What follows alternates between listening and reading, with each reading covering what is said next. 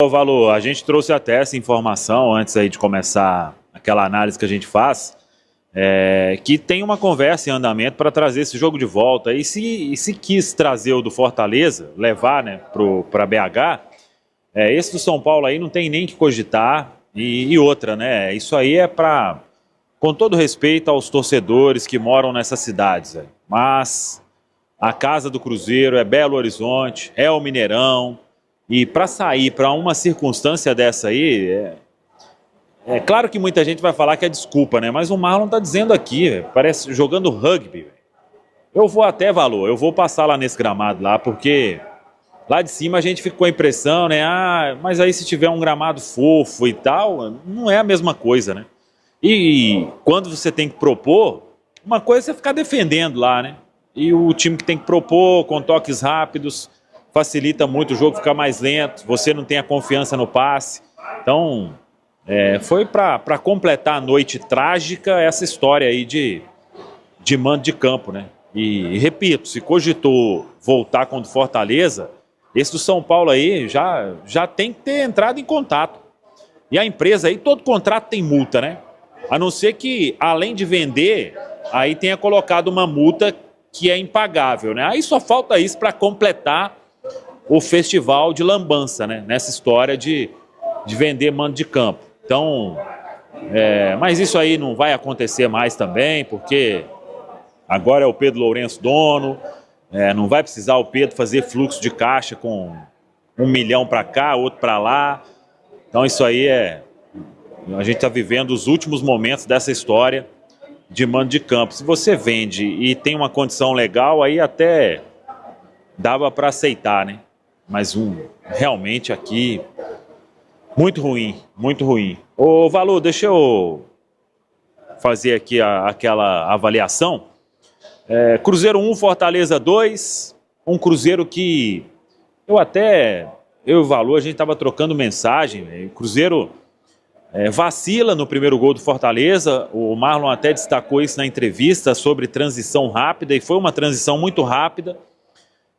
O Cássio escorregou no lance, acho difícil que ele fosse alcançar a bola, se bem que o Cássio ele é muito alto, né? Mas foi um chute muito feliz do Breno Lopes. E quando o cara acerta um chute daquele com a perna esquerda, ela bate na trave e entra, você já começa a pensar que a noite vai ser difícil. Mas o Cruzeiro respondeu rapidamente. Antes desse gol aí, o Fortaleza não tinha feito nada. O Cruzeiro responde, faz um bonito gol com o Matheus Henrique, pressiona, batalha, tem uma série lá de bombardeio para cima do gol do João Ricardo, que fez boas defesas, e eu estava gostando, um primeiro tempo de um Cruzeiro intenso, marcando em cima, e o Fortaleza não conseguia criar nada, até o momento em que vem uma alteração do Vojvoda, ele tira um jogador de meio campo, coloca mais um atacante, e numa desatenção da defesa do Cruzeiro, a defesa hoje não funcionou legal, de um lado até outro, do William até o Marlon, a dupla de zaga, a defesa não tava segura, não transmitiu segurança nas vezes em que o Fortaleza chegou, e nessas duas vezes no primeiro tempo, os 2 gols marcados, uma triangulação ali, com uma bobeada do William com o Matheus Henrique, talvez mais do Matheus Henrique, que fez outro bom jogo com a camisa do Cruzeiro, fez um golaço, mas foi uma bobeada, a zaga não conseguiu cortar e ela sobrou para o Renato Kais. A partir desse momento o jogo acabou, né?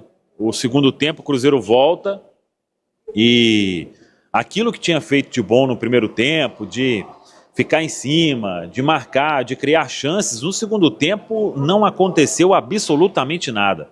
Foi um Cruzeiro que errou muitos passes, o Marlon principalmente tentou alguns lançamentos ali, e à medida em que o Fernando Seabra foi fazendo as alterações, 6 por meia dúzia, 6 por meia dúzia, e nada acontecia. O tempo passou e o Cruzeiro ficou sem fazer absolutamente nada. No último lance, talvez, é que vem um chute do Barreal, de fora da área.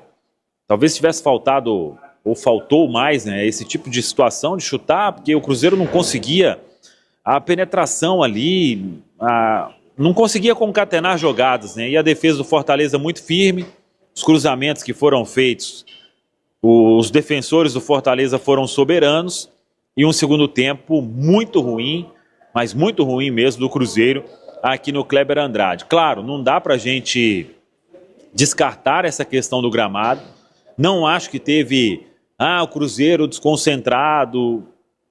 A gente às vezes vai analisar e do outro lado tem um Fortaleza que hoje é terceiro colocado, que foi lá no Maracanã e venceu o Flamengo, que vem de uma campanha espetacular, de um time muito bem treinado. O Vojvoda, ele conhece cada peça do Fortaleza de um jeito surreal. E é um técnico que vem fazendo ótimos trabalhos, seguidos de ótimos trabalhos.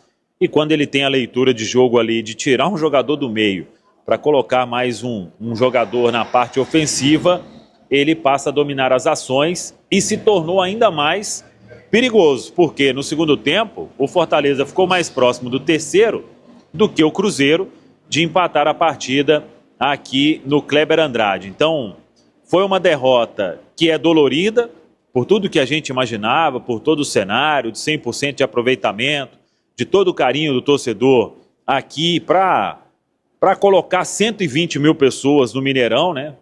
Acho que nessa terça aí o pessoal vai estar ainda digerindo essa derrota, mas a partir de quarta eu não tenho dúvida nenhuma que vai ter um Mineirão lotado aí, porque o Cruzeiro precisa do torcedor, e no Mineirão aí a história é diferente, porque é um gramado melhor, é um Cruzeiro que em 7 jogos venceu 7, e é levantar a cabeça, é tirar lição de jogos assim, do que precisa acontecer. Essa questão do mando aí, infelizmente, não tem como voltar mais, mas o Cruzeiro tem que saber que às vezes vai encontrar um adversário que ele vai permitir que o Cruzeiro crie pouco e a concentração precisa estar lá em cima para que nas chegadas do adversário você acabe conseguindo contornar ali o que seja criado de contra-ataque. Então foi um Fortaleza muito efetivo, um Fortaleza letal, né, para fazer 2 gols do Cruzeiro e a partir daí furar a bola e o Cruzeiro não conseguir fazer absolutamente nada no segundo tempo. Os jogadores foram entrando e a cada alteração nada de positivo. O Gasolina ali nessa questão do William aí é o que tinha para o momento. Arthur Gomes entrou muito mal, errando praticamente tudo. O Dineno entrou, pouco participou, também assim como estava o Caio Jorge, né? Num lado melhor do campo, o Dineno entrou ali, talvez tenha uma casquinha do Barreal que ele demorou a chegar ou acreditar no que o Barreal pudesse fazer nesse lance. A bola sobrou para o João Ricardo. O Lucas Silva era uma substituição natural pela saída do Matheus Henrique. Gasolina, Dineno, Arthur Gomes, Lucas Silva e o Vitinho, que já entrou no final. Aí para o Seabra tentar alguma coisa diferente, recuou um pouco mais o Lucas Silva e colocou o Vitinho com o Barreal, aí com o Matheus Pereira, com o Arthur Gomes, com o Juan Dineno. E para fechar a noite terrível do Cruzeiro, aí vem um vacilo do João Marcelo, né?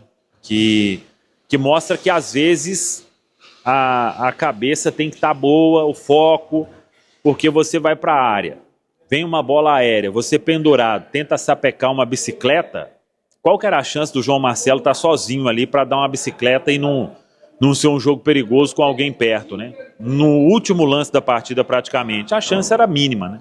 A chance era 0. E ele acaba sendo punido, não viu o lance, acertou e tudo, talvez o árbitro tenha sido rigoroso, mas ele deu sopa para o azar e acabou levando esse terceiro cartão amarelo que tira aí o João Marcelo e é um baita desfalque para o Cruzeiro. Vamos ver a questão do William, que será reavaliado, mas é uma derrota que ela precisa significar algo. Significar que é muita coisa ainda, muita água para passar debaixo da ponte. Eu volto a afirmar o que eu vinha falando. Não era porque tinha vencido o Botafogo, que já estava na disputa, tinha que confirmar, e hoje era o jogo para confirmar que o Cruzeiro estava sim na briga pelo título. E a gente não confirmou, é remar tudo novamente e voltar o foco para se reabilitar na rodada seguinte, sabendo que é um clássico pela frente muito importante e o Cruzeiro vai ter aí o apoio da Nação Azul para buscar esta vitória diante do Atlético Mineiro.